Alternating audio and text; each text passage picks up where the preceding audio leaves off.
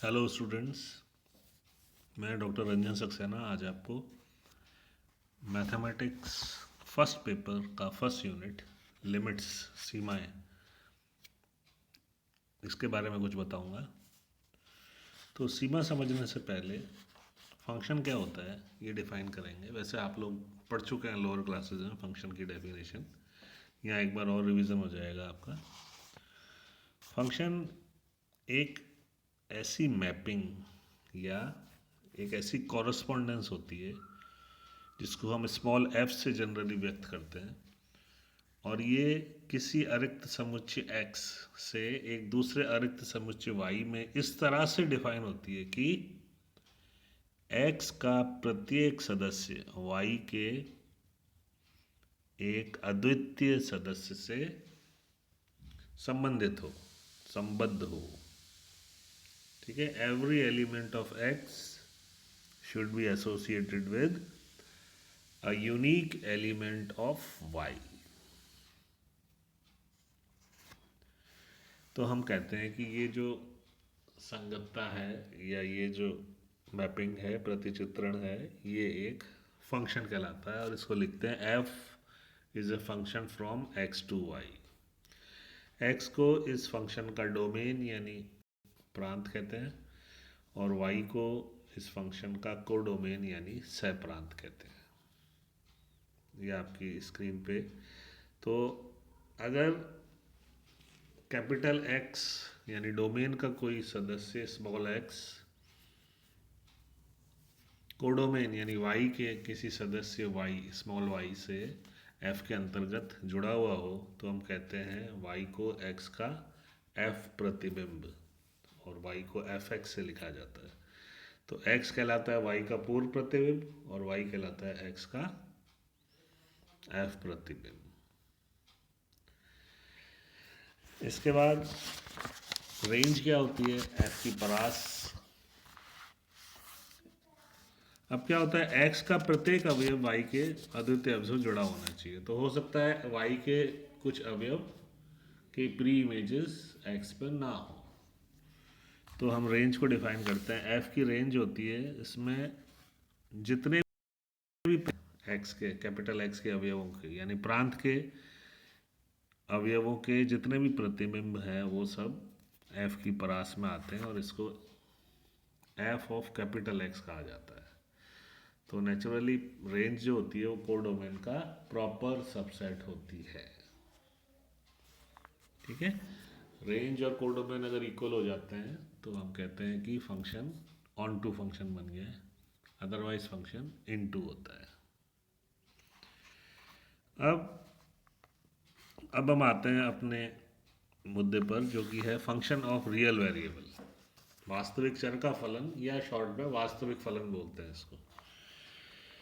क्या डेफिनेशन है, जिस फलन का प्रांत वास्तविक संख्याओं का समुच्चय r का उपसमुच्चय हो वो वास्तविक चर वाला फलन या वास्तविक फलन कहलाता है।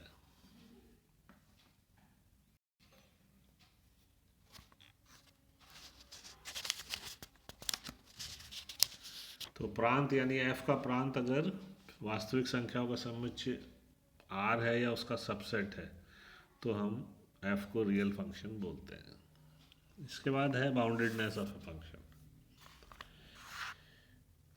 यदि किसी फंक्शन की रेंज बाउंडेड हो तो उस फंक्शन को बाउंडेड कहा जाता है। जैसे आप देखिए आपके स्क्रीन पे है f(x) अगर स्मॉल के और कैपिटल के बीच में आता है, यहाँ स्मॉल के और कैपिटल के दो रियल नंबर्स हैं, तो हम कहते हैं कि जो फंक्शन f है वो एक बाउंडेड फंक्शन है। और अगर ऐसे दो रियल नंबर्स स्मॉल के और कैपिटल के आप नहीं ढूंढ सकते जिनके बीच में f(x) आता हो, f(x) यानी प्रत्येक प्रतिबिंब for every x of domain, तो हम कहते हैं कि वो फंक्शन अनबाउंडेड हो जाता है। अब अगर फंक्शन बाउंडेड है तो स्मॉल के लोअर बाउंड कहलाती है और कैपिटल के अपर बाउंड कहलाती है। तो अब आप यहाँ पर ये देखिए, स्मॉल के से छोटे जितने भी रियल नंबर्स होंगे वो भी लोअर बाउंड्स बन जाएंगे एफ की। इसी तरह कैपिटल के से जितने भी बड़े होंगे एलिमेंट्स वो अपर बाउंड बन जाएगी रखेगी।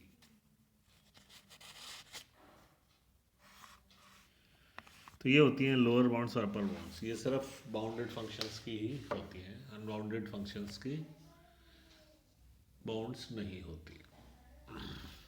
अगर कोई फंक्शन एक तरफ बाउंडेड है दूसरी तरफ अनबाउंडेड है तो भी वो अनबाउंडेड ही कहलाएगा। दोनों तरफ जब बाउंडेड होता है वो, यानी नीचे की ओर भी और ऊपर की ओर भी, तभी उसको बाउंडेड फंक्शन कहा जाता है।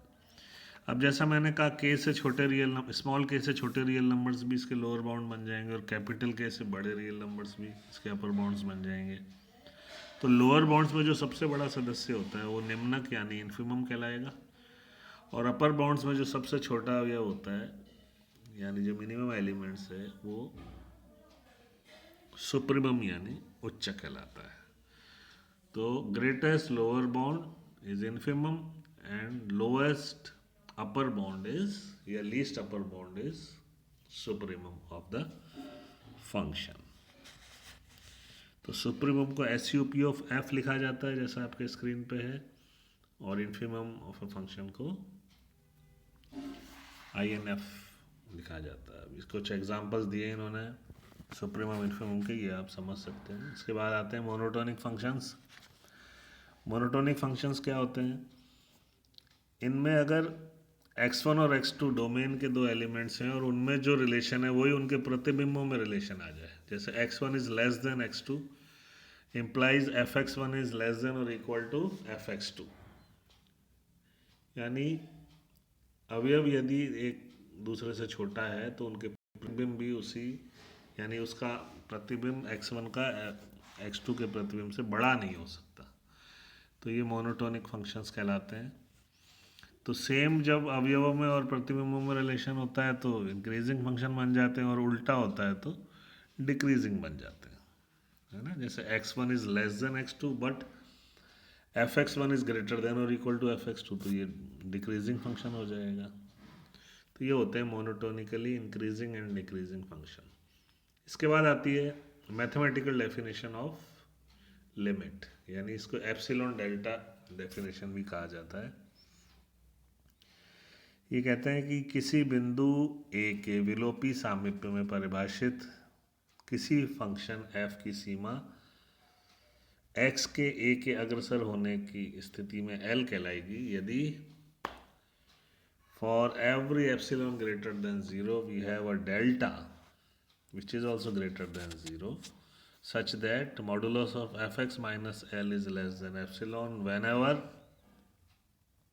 modulus of x minus a is between 0 and delta, या दूसरे वर्ड्स में x when x belongs to open interval a minus delta a plus delta then fx belongs to open interval L minus epsilon and L plus epsilon provided x should not be equal to a, है ना। यही विलोपी सामीप्य की definition होगी, यानी किसी point के neighbourhood में से उस पॉइंट को खुद को ही हटा दिया जाए तो वो जो ओपन इंटरवल बचता है that is known as deleted neighbourhood of a, या ए का विलोपी सामीप्य।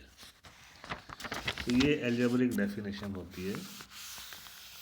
तो अब हमने जैसे जिक्र किया कि x a की ओर अग्रसर होगा, तो जब x a की ओर अग्रसर होता है तो वो दो तरह से हो सकता है, या तो वो लेफ्ट से आए, x लेफ्ट यानी a से छोटे पॉइंट से होता हुआ a तक पहुँचे, और अगर वो राइट से आए यानी x जो है वो a की ओर आ रहा है लेकिन a के बड़े बिंदुओं से, a से बड़े बिंदुओं से होता हुआ a पर पहुँच रहा है। तो जब लेफ्ट से आता है चर x a की ओर तो उस समय उसकी सीमा जो होती है वो लेफ्ट हैंड लिमिट कहलाती है, और जब वो राइट साइड से आता है तो उसकी अपर लिमिट या राइट हैंड लिमिट कहलाती है। तो ये होती है लेफ्ट हैंड लिमिट और right hand limits. Left hand limit fa minus 0 से लिखी जाती है और right hand limit fa plus 0 से लिखी जाती है। तो किसी बिंदु पर कोई फलन की सीमा एग्जिस्ट करती है वो तभी संभव होता है जब उसकी लेफ्ट हैंड लिमिट और राइट हैंड लिमिट दोनों इक्वल आए, यूनिक आए और फाइनाइट आए। उसी स्थिति में हम कहते हैं कि x is equal to a पर फलन की सीमा विद्यमान है, और इसकी ये यूनिक होती है, यानी किसी बिंदु पर अगर किसी फलन की सीमा विद्यमान है तो वो एक और केवल एक ही होगी। ये आपकी स्क्रीन में एक छोटी सी वो यही बताती है कि if the limit of a function exist at a point then it is unique, वो यूनिक होगी। और ये भी ज़रूरी नहीं है कि हर बिंदु पर किसी फंक्शन की सीमा एग्जिस्ट करे ही करे, ऐसा भी ज़रूरी नहीं है। किसी बिंदु पर सीमा एग्जिस्ट कर सकती है और किसी पर नहीं कर सकती है। तो ये है लिमिट के बारे में